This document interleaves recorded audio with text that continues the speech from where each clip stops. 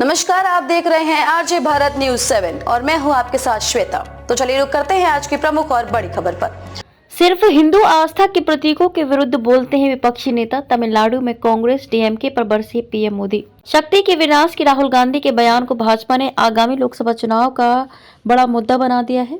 प्रधानमंत्री नरेंद्र मोदी इसको लेकर राहुल गांधी और कांग्रेस समेत पूरे INDIA पर हमलावर हैं।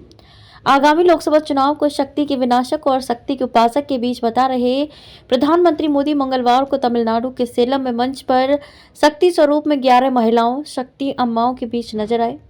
प्रधानमंत्री ने साफ किया कि उदयनिधि स्टालिन ए राजा से लेकर राहुल गांधी तक विपक्षी नेता जानबूझकर सिर्फ हिंदू आस्था के प्रतीकों के विरुद्ध बोलते हैं। अन्य धर्म से जुड़े प्रतीकों के विरुद्ध वे एक शब्द भी नहीं बोलते। हिंदू धर्म के विरुद्ध विपक्षी नेता का हर बयान बहुत सोचा समझा है। कांग्रेस द्रमुक समेत अपने सहयोगियों के साथ खत्म हो जाएगी। उन्होंने कहा कि शक्ति का विनाश करने के लिए निकली कांग्रेस द्रमुक समेत अपने सहयोगियों के साथ खत्म हो जाएगी। प्रधानमंत्री मोदी ने सलेम में माताओं और बहनों को फिर शक्ति स्वरूपा बताते हुए तमिलनाडु में मदुरई से लेकर कन्याकुमारी तक देवी से जुड़े मंदिरों को गिनाया। उन्होंने तमिलनाडु की जनता को ये भी याद दिलाया कि सुब्रमण्यम भारती ने अपनी कविताओं में भारत को मात्र देवी के रूप में प्रस्तुत किया था।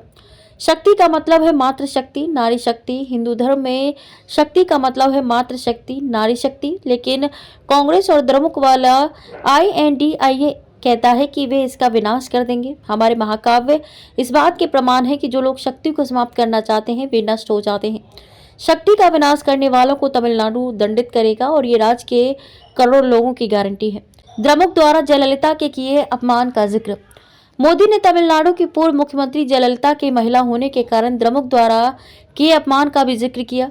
उन्होंने कहा कि ये कांग्रेस और द्रमुक की नारी विरोधी मानसिकता को दर्शाता है। रैली में बड़ी संख्या में उपस्थित महिलाओं की ओर इंगित करते हुए प्रधानमंत्री मोदी ने पिछले 10 वर्षों में अपनी सरकार द्वारा महिला सशक्तिकरण के लिए उठाए गए कदमों को भी गिनाया। तमिल मनीला कांग्रेस TMC और पट्टाली मक्कल काची PMK के साथ समझौते के बाद उनके नेता भी प्रधानमंत्री के साथ मंच पर मौजूद थे। भाषा के मुद्दे पर खाई को पाटने की कोशिश। राजग नेताओं की मौजूदगी में प्रधानमंत्री ने भाषा के मुद्दे पर भाजपा और तमिलनाडु के बीच खाई को भी पाटने की पूरी कोशिश की। इस सिलसिले में उन्होंने भारत की आज़ादी के प्रतीक बने सेंगोल का भी जिक्र किया। उन्होंने कहा कि तमिलनाडु के मठों से जुड़े सेंगोल को संसद में स्थापित करने का भी कांग्रेस और उसके सहयोगियों ने विरोध किया था। उन्होंने महिला आरक्षण विधेयक का भी विरोध किया था।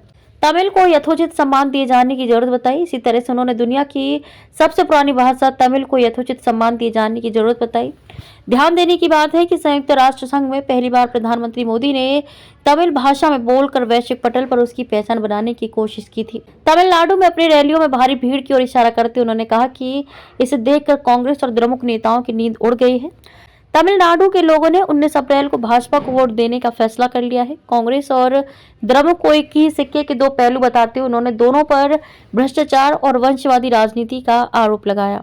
कांग्रेस द्रमुक पर हमला। मोदी ने कहा कि कांग्रेस के केंद्र की सत्ता से दूर होने पर देश संचार के 5G स्तर पर पहुंच गया है, लेकिन द्रमुक के लिए 5G की परिभाषा है तमिलनाडु में एक ही परिवार की 5वीं पीढ़ी का नियंत्रण। उन्होंने कहा कि केंद्र सरकार तमिलनाडु के लिए लाखों करोड़ रुपए भेज रही है, लेकिन यहाँ की सरकार इसे लूट रही है। वंशवादी राजनीति ने दिवंगत कांग्रेस नेता GK मूपनार को ऊंचाइयों पर नहीं पहुंचने दिया, जबकि उनमें प्रधानमंत्री बनने की क्षमता थी।